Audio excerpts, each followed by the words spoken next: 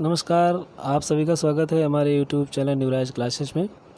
भारतीय प्राचीन इतिहास के अंतर्गत आज अध्ययन करेंगे पाषाण काल के बारे में।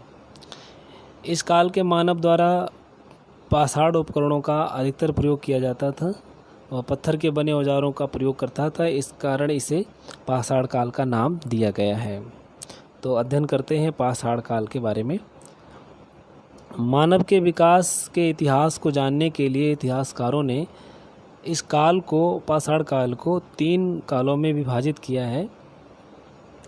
वो पहला है प्रागैतिहासिक काल, जिसमें लिखित साक्ष्य नहीं प्राप्त हुए, ऐसे काल को प्रागैतिहासिक काल कहा गया।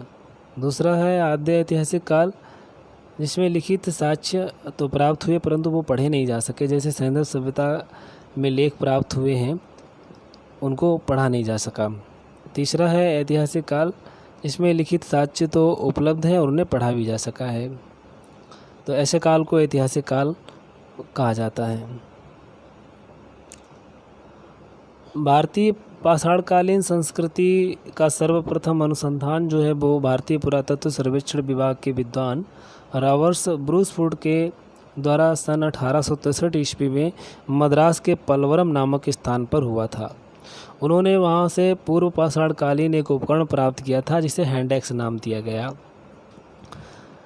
अगला जो अनुसंधान हुआ है, दूसरा बहुत महत्वपूर्ण अनुसंधान हुआ है, डी टेरा तथा पीटरसन के द्वारा सन 1935 ईस्वी में हुआ था। पाषाण काल, तो पाषाण काल के बारे में विस्तृत चर्चा करेंगे। पाषाण काल को 3 कालों में विभाजित किया गया है। पहला है पुरा पाषाण काल, दूसरा है मध्य पाषाण काल, तीसरा है नव पाषाण काल। पहला पुरा पाषाण काल 5 लाख से 10,000 ईसा पूर्व के काल को कहा जाता है। मध्य पाषाण काल जो है वो 10,000 से 7,000 ईसा पूर्व के काल को कहा जाता है। नव पाषाण काल जो है वो 7,000 ईसा पूर्व के बाद के काल को कहा जाता है। इन तीनों में पुरा पाषाण काल सबसे अधिक लंबा काल था।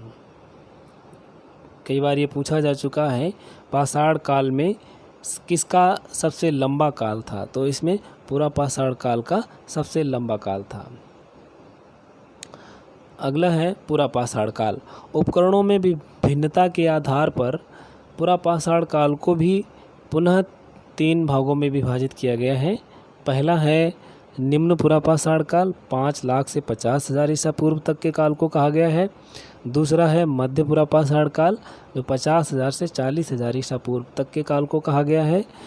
तीसरा है उच्च पुरा पाषाण काल, यह 40,000 से 10,000 ईसा पूर्व तक के काल को कहा गया है।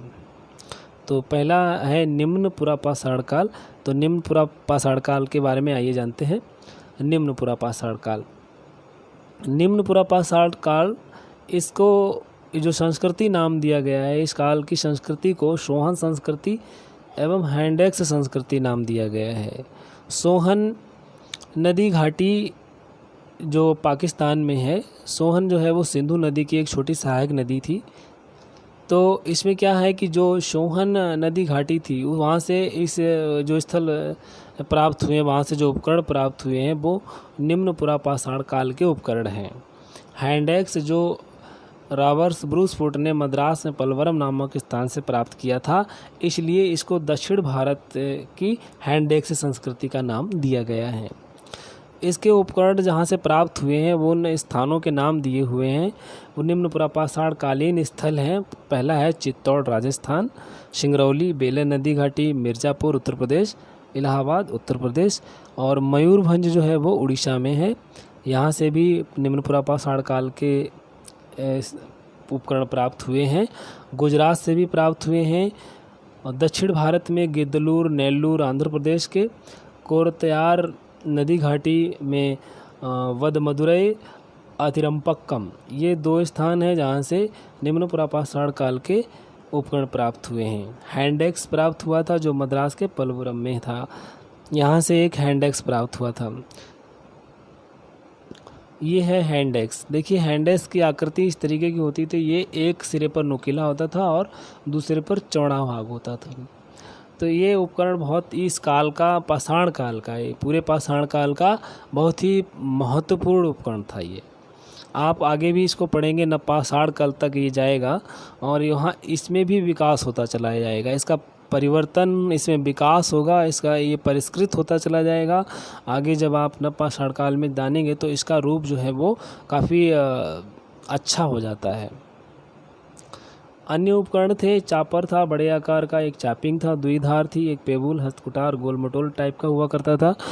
और इस काल के जो उपकरण होते थे वो बनाए जाते थे जिन पत्थरों से, वो पत्थर क्या थे, वो पत्थर बहुत महीन कण वाले, एकदम बढ़िया क्वार्टजाइट जिन्हें पत्थर कहते हैं, क्वार्टजाइट जिन्हें कहा जाता है, उस क्वार्टजाइट पत्थर के बने होते थे। मानव जीवन जो था उसमें पूर्ण प्राकृतिक था, कंदमूल फल आदि खा करके वह अपना जीवन निर्वहन करता था और पत्थरों की गुफाओं में, कंदराओं आदि में वह रहता था। नदियों के किनारे, झीलों के किनारे समूह बनाकर रहता था। वृक्षों की छाल, पत्तों आदि से वह शरीर को अपने ढकता था।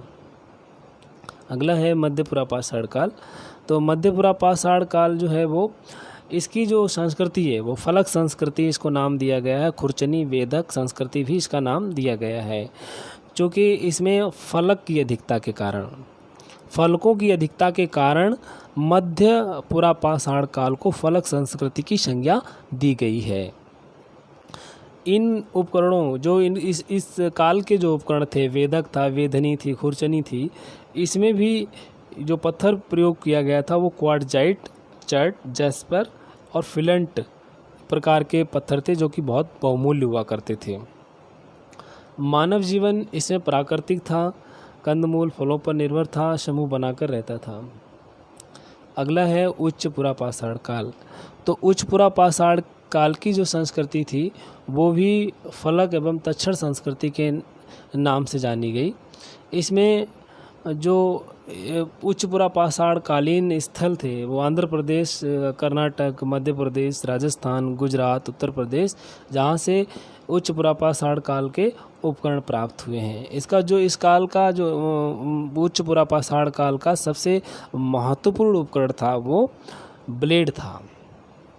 तो ब्लेड क्या है? ब्लेड एक विशेष प्रकार का उपकरण हुआ करता था जो बेलनाकार कोरों से निकाले जाते थे। मतलब ये जिनका निर्माण जो है वो इस टाइप के जो पत्थर थे, चैट, जैस्पर, फ्लिंट टाइप के पत्थर थे, इन पत्थरों के ये बनाए जाते थे। और इसमें हड्डी का भी एक ब्लेड, हड्डी के बने ब्लेड भी प्राप्त हुए हैं, हारपून प्राप्त हुए हैं जो हड्डी के भी बने होते थे।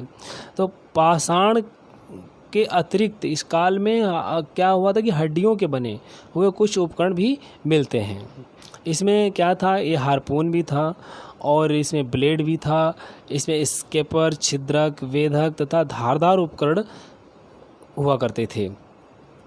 इलाहाबाद में एक जगह है जहाँ पर बेलन नदी घाटी है, लोहंदा नाम का एक नाला है, वहाँ पर अस्थि निर्मित एक मातृ देवी की मूर्ति मिली है। तो ये इसी काल की है, उच्च पुरापाषाण काल की, क्योंकि इसमें भी उच्च पुरापाषाण काल से हड्डी के बने उपकरण प्राप्त होना शुरू हो गया था। तो देखिए इसमें मानव जीवन कैसा था। इसी काल से मानव जो था वो होमो सेपियंस मानव कहलाया था।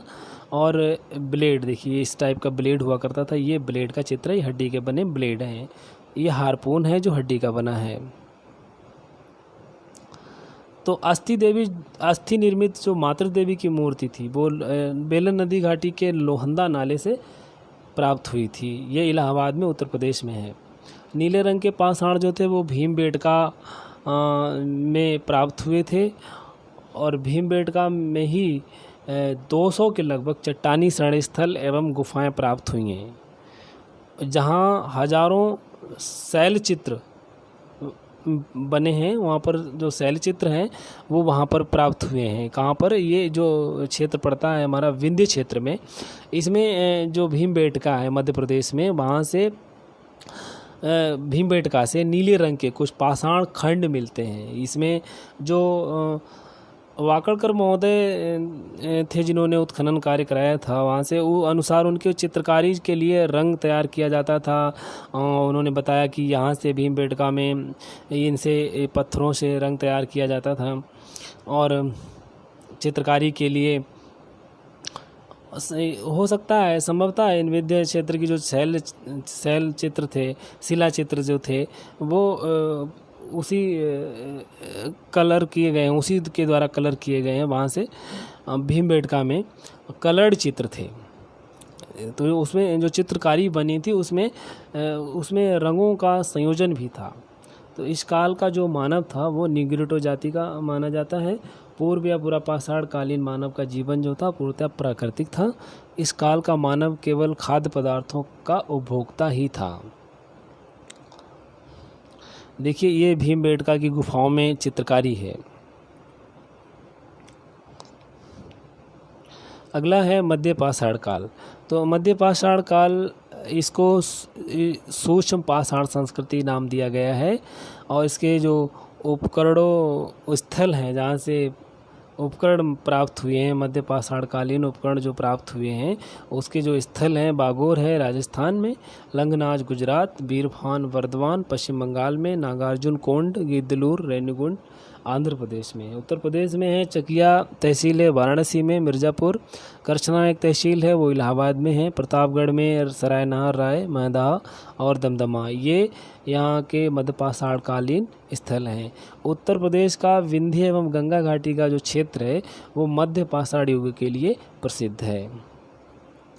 मध्यपाषाण काल के जो उपकरण होते थे वो आकार में काफ़ी छोटे होते थे। अत्यंत छोटे होने के कारण उनका जो नाम था वो माइक्रोलिथ इनको कहा गया। अत्यंत छोटे होने के कारण इनको माइक्रोलिथ कहा गया था। वे लगभग आधे इंच से लेकर के पौन इंच के बराबर हुआ करते थे। इनमें कुंठित तथा टेढ़े ब्लेड, छिद्रक, स्केपर, ब्यूरिन, वेधक, चंद्रिक आदि प्रमुख हैं। कुछ स्थानों से हड्डी तथा सींग के बने हुए उपकरण भी मिलते हैं और इसमें जो अर्धचंद्राकार है, चंद्राकार है, अर्धचंद्राकार ऐसे प्रकार के भी मिले हैं यहाँ से उपकरण।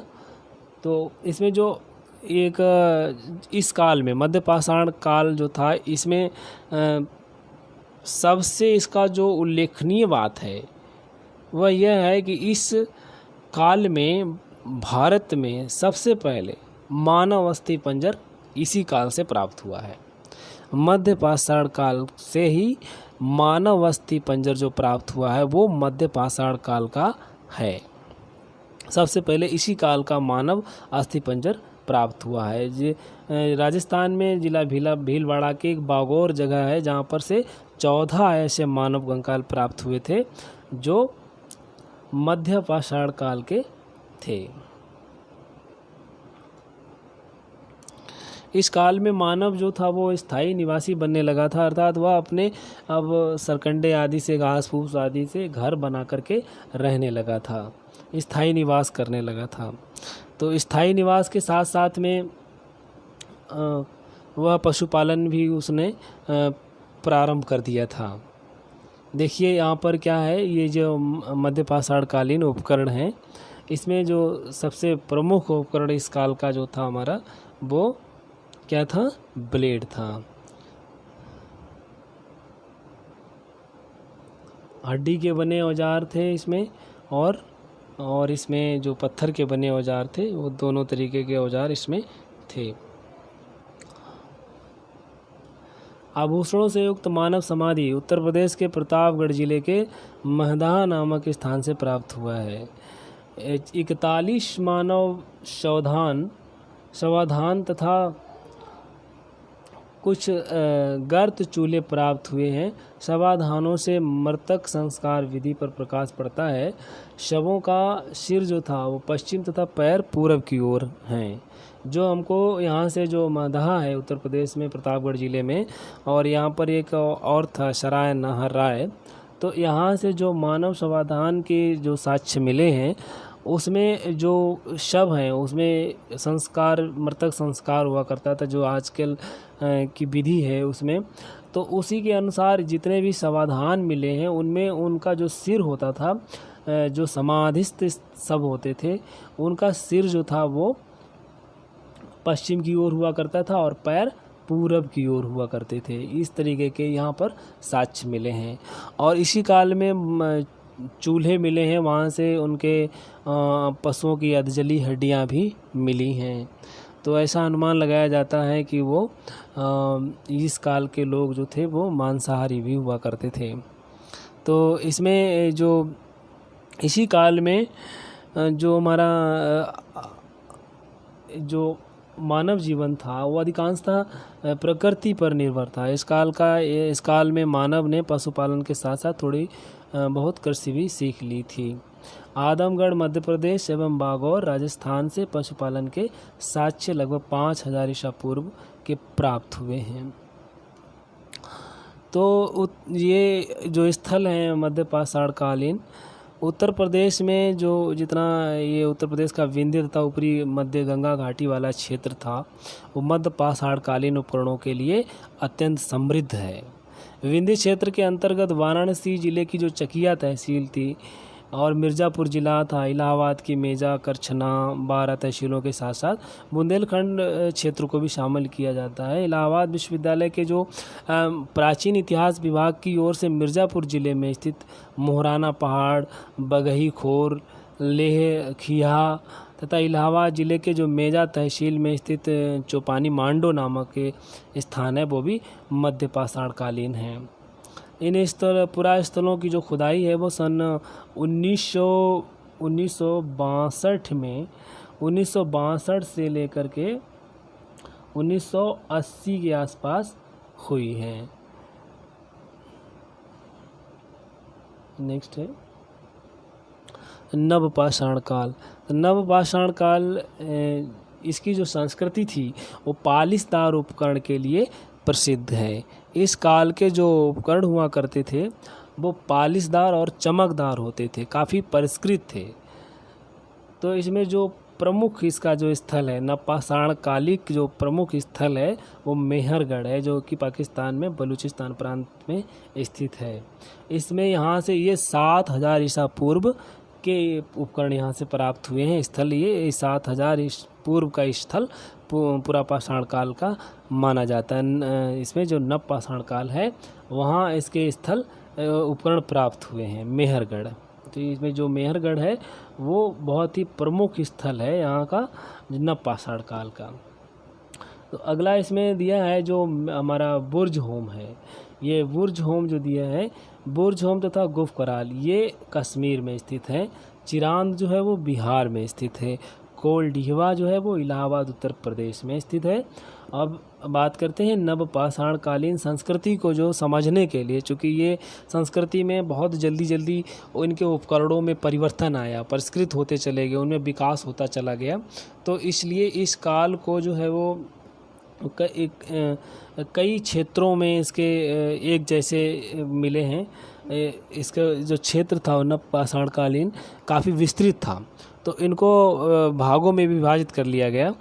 तो इनको किस तरीके से विभाजित किया, भारत में जो जितने भी नवपाषाण कालीन संस्कृति के स्थल थे उनको जहाँ से अवशेष मिले हैं उनको 6 भागों में विभाजित किया गया है। पहला है उत्तरी भारत, दूसरा है विंध्य क्षेत्र, और तीसरा है दक्षिण भारत, चौथा है मध्य गंगा घाटी का क्षेत्र, 5वां है मध्य पूर्वी क्षेत्र और छठा है पूर्वोत्तर भारत। यहाँ से जो है इनके स्थल उपकरण जो हैं प्राप्त हुए नवपाषाण कालिक। तो उत्तर भारत की बात करते हैं। उत्तर भारत में जो उत्तर भारत है वहाँ पर उत्तर भारत में कश्मीर में जो कश्मीर है वहाँ से जो उत्तर पाषाणिक संस्कृति है वहाँ के अंतर्गत जो कश्मीर प्रांत है वहाँ पर पुरा स्थलों का उल्लेख किया जा सकता है। इनमें बुर्ज होम तथा गुफकराल विशेष महत्व के हैं।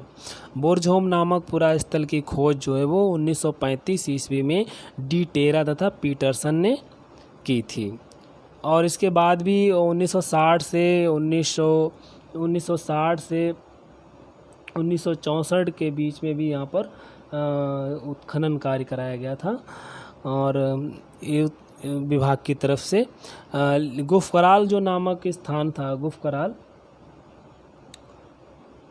गुफ कराल जो है वो इसमें दिया हुआ है, जो गुफ कराल है वो उसकी जो उत्खनन कार्य था वो 1981 ईस्वी में AK शर्मा द्वारा कराया गया था। इसकी खुदाई करवाई गई थी। यहाँ के जो उपकरण प्राप्त हुए हैं उसमें सबसे प्रमुख था कुल्हाड़ी, बांसुली, खुरपी, छेनी, कुदाल, गदासिर, वेदक आदि हैं। इसके अतिरिक्त पत्थर के अतिरिक्त यहाँ पर हड्डी के बने बहुत सारे उपकरण भी मिले हैं। इसमें पालिशदार वेदकों की संख्या सबसे अधिक है। अच्छा, यहाँ पर जो है क्या नाम, भेड़ बकरी के साक्ष्य भी मिले, इनकी हड्डियाँ मिली हैं और खुदाई में ये प्राप्त हुए हैं। और दूसरा ये क्या नाम, जो कृषि के जो साक्ष्य मिले हैं उसमें जौ है, गेहूँ है, मटर है, मसूर है, इनके दाने वहाँ से प्राप्त हुए हैं। बुर्जहोम की खुदाई से गड्ढे वाले घरों के अवशेष मिले हैं जहाँ पर गड्ढा हुआ करता था। शवदान के जो उदाहरण मिलते हैं उनमें पता चलता है कि मनुष्य के साथ साथ पालतू कुत्ते को भी दफनाने की प्रथा प्रचलित थी। ये बुर्जहोम जो था, ये इसका जो स्थल था बुर्जहोम, यहाँ से ये जो बुर्जहोम स्थल था यहाँ से मानव के साथ जो है पालतू कुत्तों को दफनाने के साक्ष्य मिले हैं, जो अन्य किसी भी नवपाषाणिक स्थल से प्राप्त नहीं हुए हैं। तो इस प्रकार की जो प्रथा थी, जो पालतू कुत्ते को भी दफनाने की, ये भारत में और कहीं भी प्रचलित नहीं थी, क्योंकि इसके साक्ष्य कहीं भी प्राप्त नहीं हुए। गुफ कराल से अन्य उपकरणों के साथ साथ एक सिलवट्टे तथा हड्डी की बनी सुइयां भी मिली हैं। जो गुफ कराल है, ये गुफ कराल, यहाँ पर एक सिलवट्टा और एक जो क्या नाम था, इसकी जो हड्डी की बनी सुई थी वो यहाँ से प्राप्त हुई हैं। इनसे पता लगता है कि गुफ कराल में लोग जो है सिलवट्टा और ये जो हड्डी की बनी सुई मिली है, तो इससे पता लगता है सिलवट्टा है तो इसका मतलब यहाँ से अनाज पीसा जाता होगा, वस्त्र सिले जाते होंगे, क्योंकि यहाँ पर हड्डी की बनी एक बहुत नुकीली सुई मिली है। तो यहाँ से ऐसा जानकारी हमको मिलती है। यहाँ से जो बर्तन प्राप्त हुए हैं, जो बर्तन हैं, तो उसमें जो बर्तनों में पहला है घड़ा है, कटोरा है, थाली है, तस्तरी आदि का उल्लेख मिलता है। क्योंकि और यहाँ पर जो इनके निर्माण थे, बर्तनों का जो निर्माण हुआ करता था वो कैसे होता, हाथ और चाक दोनों से किया जाता था। अगला क्षेत्र है विंध्य क्षेत्र यानी वेलन नदी घाटी। वेलन नदी घाटी में कोल्डीवा जो उत्तर प्रदेश में इलाहाबाद में स्थित है, महगड़ा और पंचोह ये प्रमुख स्थल हैं इसके नवपाषाण कालीन।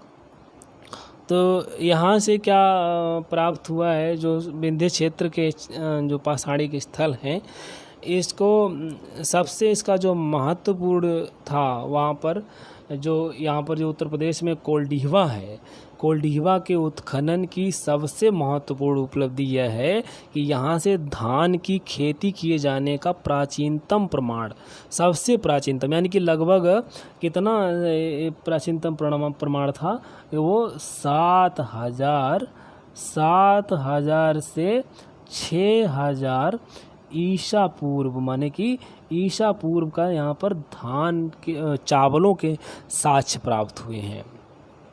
मिट्टी के बर्तनों के जो ठीकरे हुआ करते थे, रखने का जो बर्तन हुआ था, ऊपर धान के दाने तथा भूसी एवं पुआल, जिसमें जो पुआल जो पौधा होता था धान का, उसके अवशेष मिले हैं। उस पर पुआल के साथ में इसके चिपके हुए थे।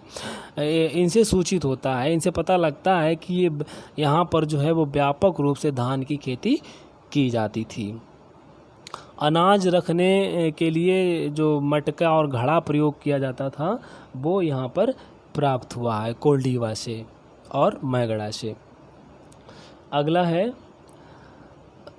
दक्षिण भारत। तो दक्षिण भारत में जो स्थल जहाँ से नवपाषाणिक उपकरण प्राप्त हुए हैं वो है मास्की है, ब्रह्मगिरी है, संगनकल्लू, बेलारी, हल्लूर, कोडेकल, पिकलीहल और तक्कलकोट नरसीपुर कर्नाटक में स्थित है, जो कि नागार्जुन कोंड जो है वो आंध्र प्रदेश में है, पय्यमपल्ली जो है वो तमिलनाडु में स्थित है।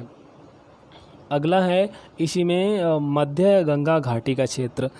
मध्य गंगा घाटी का जो क्षेत्र है वो पड़ता है चिरांद, जो बिहार का क्षेत्र है। तो बिहार में एक जगह पड़ती है चिरांद। तो ये चिरांद कहाँ पर है? ये बिहार में एक छपरा ज़िला है, और छपरा ज़िला के पास में एक चिरांद जगह है। वहाँ से सर्वाधिक संख्या में इस गंगा घाटी, जो मध्य गंगा घाटी का नाम दिया गया है, ये मध्य गंगा घाटी का नवपाषाणकालीन स्थल है। यहाँ का जो उत्खनन कार्य कराया गया था, तो इस उत्खनन कार्य में यहाँ से सबसे अधिक संख्या में हड्डी के बने औजार प्राप्त हुए थे। अब से जो हड्डी के अवशेष होते थे, हड्डी के उपकरण यहाँ से सबसे ज़्यादा प्राप्त हुए। मयूरभंज जो है वो उड़ीसा में है। इस उपकरण की बात करते हैं, तो उपकरण जो था वो मध्य, हम लोग जान चुके हैं कि वो नवपाषाण कालीन जो युग था, इसमें सबसे महत्वपूर्ण जो उपकरण हुआ करता था वो कुल्हड़ी हुआ करता था। ये कुल्हड़ी जो है, बाकी है बांसुली है, खुरपी है, छेनी, कुदाल, गदा, शीर्ष है, वेदक है, ये नवपाषाणी के उपकरण हैं। तो इसमें सबसे जो महत्वपूर्ण स्थल है वो क्या है? कुल्हड़ी है। इसका कुल्हड़ी है। मानव जीवन, तो मानव जीवन क्या है? मानव जीवन इस काल की जो प्रमुख विशेषता थी वो कृषि तथा पशुपालन था। क्योंकि यहाँ मानव जो है वो कृषि के साथ में पशुपालन भी करता था। तो कृषि में क्या करता था? क्योंकि नवपाषाणकालीन जो स्थल हैं, वहाँ से जो उपकरण प्राप्त हुए हैं, उनमें कई जगहों से, जैसे बुरझोम, जो उत्तरी भारत के जो नवपाषाणकालीन स्थल हैं, वहाँ से देखिए, वहाँ से जो जौ है, गेहूं है, मटर है, मसूर है, इनके प्रयोग, इनका उपकरण साक्ष्य प्राप्त हुए हैं। तो अब इसमें जैसे उत्तर प्रदेश में चले जाते, तो उत्तर प्रदेश में कोल्डीवा नामक जो स्थान है, वहाँ से चावल के साक्ष्य प्राप्त हुए हैं। मध्य भारत में मध्य गंगा घाटी का जो क्षेत्र है, मध्य गंगा घाटी का क्षेत्र, यहाँ से भी यहाँ जो हमारा जो बिहार का क्षेत्र पड़ता है, यहाँ से भी बहुत सारे, जैसे धान है, मसूर है, मूंग है, गेहूं है, जौ आदि की खेती करने के भी साक्ष्य यहाँ से प्राप्त होते हैं। और गाय, बैल, हाथी, बारहसिंगा, हिरण, गैंडा आदि पशुओं से उनका परिचय था। ऐसी जानकारी, क्योंकि उस काल में हड्डियाँ, उन जानवरों की हड्डियाँ भी प्राप्त हुई हैं। तो नवपाषाणी के जो स्थल हैं, इनमें जो कृषि थी और जो पशु थे, उनकी लगभग एक जैसे हुआ करते थे, सभी स्थलों पर ये प्राप्त हुआ करते थे। जैसे दक्षिण भारत में जो हमारे क्या नाम, दक्षिण भारत के जो अभी स्थल बताए थे मैंने, यहाँ पर जो मास्की है, और ब्रह्मगिरी है, बेलारी है, पिकली हॉल है, नागार्जुन कोंड है, पय्यामपल्ली है। यहाँ से आप देखिए, इसमें जो स्थल हैं, यहाँ से क्या है, यहाँ से हमको ये जो घाटी थी, जो नदियाँ थी, जहाँ पर ये पूरा स्थल है, वो ये कृष्णा तथा कावेरी नदियों की घाटी में ये लोग बसे हुए थे, कृष्णा और कावेरी नदियों की घाटी में। तो इन स्थानों से भी पालिशदार प्रस्तर, यानी जो पत्थर के कुल्हाड़ियाँ, स्लेटी या काले रंग के मिट्टी के बर्तन तथा हड्डी के बने हुए कुछ उपकरण प्राप्त होते हैं। इस काल के जो निवासी थे, वो क्या करते थे? कृषि तथा पशुपालन से पूर्णतया परिचित थे। मिट्टी तथा सरकंडे की सहायता से वे अपने निवास के लिए गोलाकार अथवा चौकोर घर बनाते थे। हाथ तथा चाक दोनों से भी बर्तन तैयार कर लेते थे। कुछ बर्तनों पर देखा इस काल में जो मिला है, जो इस काल के जो बर्तन प्राप्त हुए हैं, उनमें कुछ बर्तनों पर बड़ी अच्छी सुंदर चित्रकारी भी प्राप्त हुई है। और खुदाई में, यहाँ की जो खुदाई हुई दक्षिण भारत में जो स्थल हैं, उनकी खुदाई में घड़े, तस्तरी, कटोरे आदि मिले हैं। ये कुथली, रागी, और देखो कृषि में क्या मिला है, तो कुथली, रागी, चना, मूंग आदि अनाजों का उत्पादन किया जाता था। ऐसा उपकरण, ऐसे वहाँ से अवशेष इनके प्राप्त हुए हैं। रागी का मिला है, चना का मिला है, मूंग का मिला है, ये दक्षिण भारत में मिला है। तो रागी जो नाम है, ये आप जानते हैं कि रागी, चूँकि ये दक्षिण भारत का ही एक अनाज है। तो रागी जो कहीं अगर पूछा जाता है तो ये दक्षिण भारत के स्थानों में आप लगाएंगे। और इसमें भी चना है, चना जो प्राप्त हुआ था वो भी दक्षिण भारत में है। और मूंग है, मूंग तो बिहार में भी मिली थी, तो मूंग है, ये मूंग भी दक्षिण भारत में प्राप्त हुआ है। अच्छा, इनमें जो पशु थे, पशुओं में इनमें गाय था, बैल था, भेड़, बकरी, भैंस, सूअर और इनके जो पालतू पशु हुआ करते थे, ऐसे इस काल के नवपाषाण कालीन साक्ष्य वहाँ से प्राप्त होते हैं।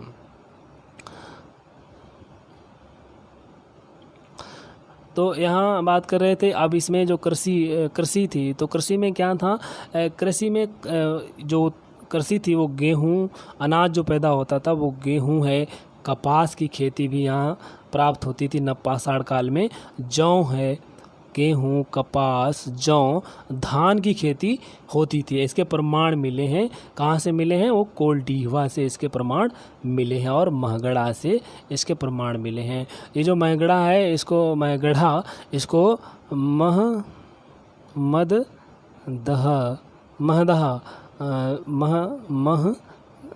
भी कहा जाता था। तो इसमें यहाँ से ये सारे साक्ष्य प्राप्त हुए हैं। कोल्डीवा, यहीं से जो उत्तर प्रदेश में कोल्डीवा, यहाँ से घड़ा मिला है, मैंने बता दिया इसको पहले भी। तो लोग जो थे इस काल के, जो नवपाषाण कालीन लोग थे, वो तांबे के प्रयोग से परिचित थे। और उस काल के जो लोग हुआ करते थे उनका मध्य भारत के साथ साथ पूरे मध्य भारत में उनका संपर्क था। और उसके अलावा ईरान तथा अफ़गानिस्तान से भी उनके संपर्क था। ये नवपाषाण कालीन उपकरण हैं। तो इसमें इसकी जो विशेषता थी, वो सबसे प्रमुख विशेषता ये थी, इसमें जो पॉलिश्ड एक्सेस हैं, ये जो हैंड एक्स जो पहले हुआ करते थे, अब ये काफ़ी परिष्कृत हो गए थे, चमकदार बना दिए गए थे इस काल में आते आते। और इसमें जो पॉलिश्ड होते थे, मतलब बहुत ही स्मूथ होते थे, ये चिकने हो जाते थे।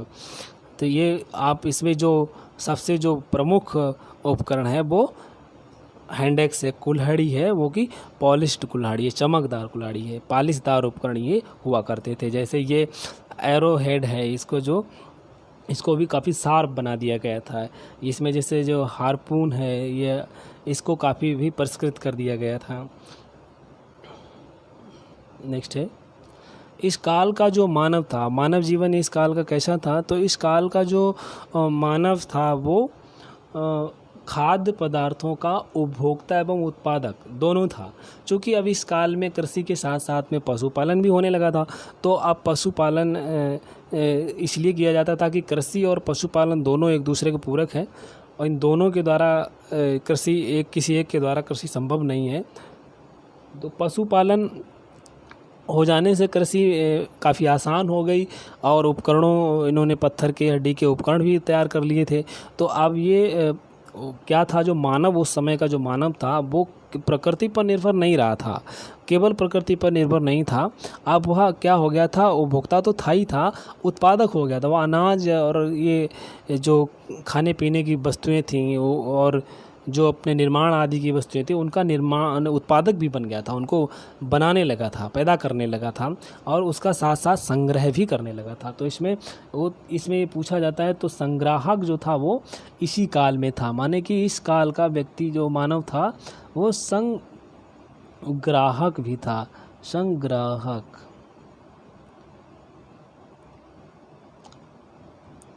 इस काल का मानव उपभोक्ता एवं उत्पादक तथा संग्राहक भी था, खाद्य पदार्थों का वह इकट्ठा भी करने लगा था। तो ऐसा अगले इसमें जो पशुओं का उपयोग था, चूँकि वो पशुओं के बारे में जान गया था, कौन पशु किस कार्य में प्रयोग किया जा सकता है, किससे खेती करी जा सकती है, कौन दूध आदि के लिए है, तो वो इनका प्रयोग जान गया था। विभिन्न प्रकार के जो पशु थे उसमें गाय, बैल, भैंस, बकरी, भेड़, इन सब को वो जान गया था, उनके उपयोग के बारे में वो जान गया था, इसको जानकारी प्राप्त हो गई थी। क्योंकि कृषि और पशुपालन दोनों इस काल में काफ़ी विकसित हो चुके थे। तो ये जो मानव जो था वो अब स्थायी ग्राम्य जीवन होने लगा था, रहने लगा था। एक स्थायी निवास इन लोगों का होने लगा था, जिसे स्थिर ग्राम्य जीवन कहा जाता है। तो स्थिर ग्राम्य जीवन का विकास इस काल में हो गया था। अच्छा, जो मैंने ये बताया था कि मालिक के 7 पालतू कुत्ते को दफनाने के जो साक्ष्य हैं वो बुर्ज होम से प्राप्त हुए हैं। ये क्या नाम कश्मीर में स्थित है, और ऐसे साक्ष्य जो हैं वो कहीं भी प्राप्त नहीं होते इस काल के। तो ये बुर्ज होम आप याद रखिएगा, ये बुर्ज होम है। हड्डी के बने औजार सबसे अधिक संख्या में वो वह चिरांद है जो बिहार में स्थित है। और जो कृषि के साक्ष्य हैं इन जो जहाँ से मिले हैं उनके अतिरिक्त भी जो मेहरगढ़ है और लौरा देव है, यहाँ से भी हड्डी और कृषि के साक्ष्य प्राप्त हुए हैं। चावल के साक्ष्य जो हैं वो कोल्डीवा उत्तर प्रदेश से मिले हैं, जो कि 7000 से 6000 ईसा पूर्व के हैं। और जो शंख के ढेर, शंख जो मिला, ये शंख का जो नाम दिया गया है वो पिकली हल है। तो पिकली हल कहाँ है? ये कर्नाटक में है। कहाँ है? कर्नाटक में है, जो दक्षिण भारत में है। यहाँ से शंख के ढेर तथा निवास स्थान यहाँ पर मिले हैं, जो कि दक्षिण भारत के कर्नाटका में स्थित है। ये स्थान याद रखिएगा, पिकली हल है। तो ये पाषाण युग के बारे में सारी जानकारी मैंने आपको दे दी है। शायद ही कोई प्रश्न आपका छूटता है, यहाँ संपूर्ण जानकारी दे दी है। इसके लिए धन्यवाद आप सभी ने।